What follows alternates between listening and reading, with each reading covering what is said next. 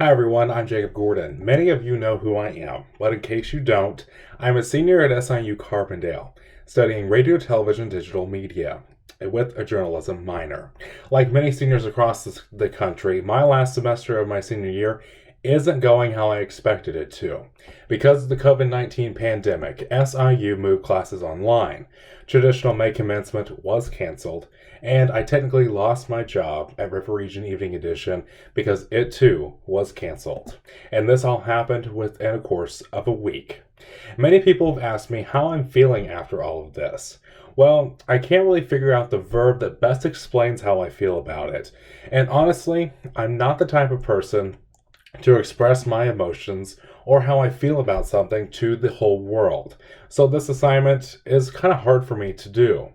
But I am a writer and a journalist, so I'm used to telling viewers stories about how other people feel about changes happening in their town, such as the taxes going up for the second year in a row, or how they feel about their favorite restaurant being closed during this pandemic.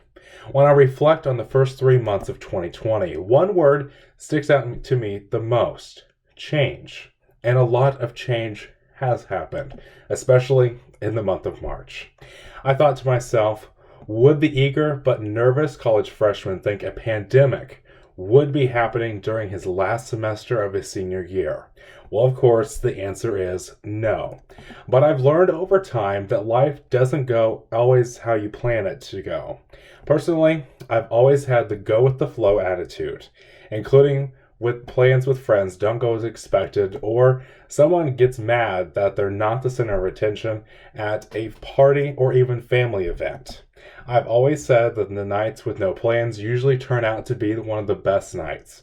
And trust me, I've had many of those no plan nights, and those are usually the ones that I remember most. A lot of things have changed. When I was getting ready to head home for spring break, there was rumors going around that SIU would move to online classes if the virus had spread into southern Illinois. But at the time, I didn't think too much about it, and I just went home for break. Midway through break, I got an email from SIU saying that classes were going to be moved online and that spring break was going to be extended for 1 week. So, like many people do when you hear about hot gossip, you automatically find your phone. I didn't find my phone. Oh, it's because I'm recording it on my phone. Haha. So, like many people, you hear hot gossip or learn something new. You grab your phone and you text someone or call them. So, of course, I texted all of my close friends at SIU, and we all had the same reaction. What is going on? After the initial shock had went in, then the question of what happens next began to trickle in. And since I was a student news director, I automatically got the question, what happens next with River Region? At the time, I figured we would not be broadcasting the second week of spring break since it was technically a university closure. But I didn't think too much more about what would happen after that. So then came the abundance of emails, and the decision was made that it would be best if we did not continue doing Evening Edition for the rest of the semester. I started working at River Region Evening Edition my first semester of my freshman year. Every semester, I saw graduating seniors sign the back of the news set on their last show. And now after they're working there for 4 years, I don't get to do that. Yeah, I know, boo-hoo, but there are many of my friends and coworkers who have stayed at home to finish out the rest of their semester. And so I probably won't be able to give them the proper goodbye, or just even get to say goodbye to them at all. Yes, I know I'm not going to die after graduation, but after living here for 4 years, you kind of want to give the proper goodbye to the people you've had class with, worked with, or even the person that you met at orientation that you would just randomly run into when you're walking across campus to class. When I pictured my last semester at SIU, I pictured it as if I was a band on a goodbye tour, stopping at all my favorite places and restaurants in Southern Illinois and here in Carbondale. I participated in these goodbye tours the past few years with my friends that have graduated ahead of me, and so I thought I might as well continue the tradition.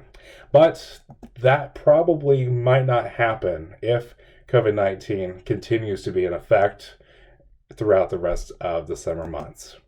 As I look at life post-graduation, I begin to wonder, what will I do?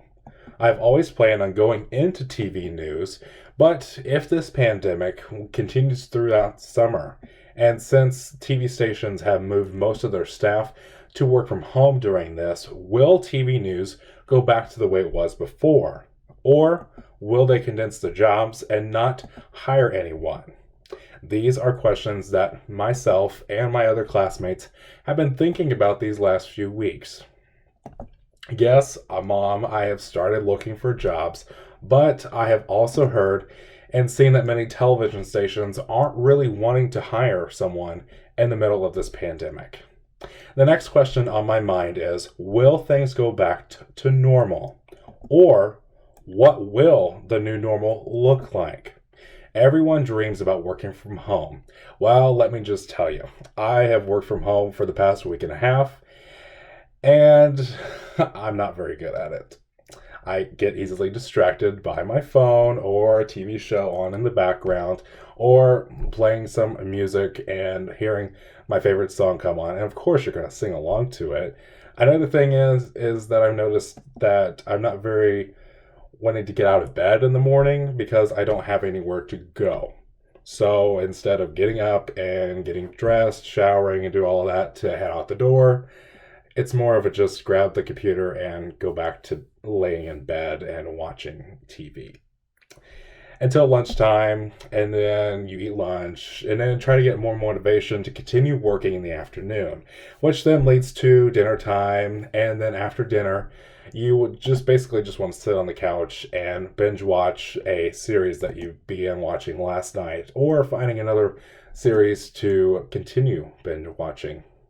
And then you realize it's midnight and you probably should go to bed soon, and just to do it all over again tomorrow.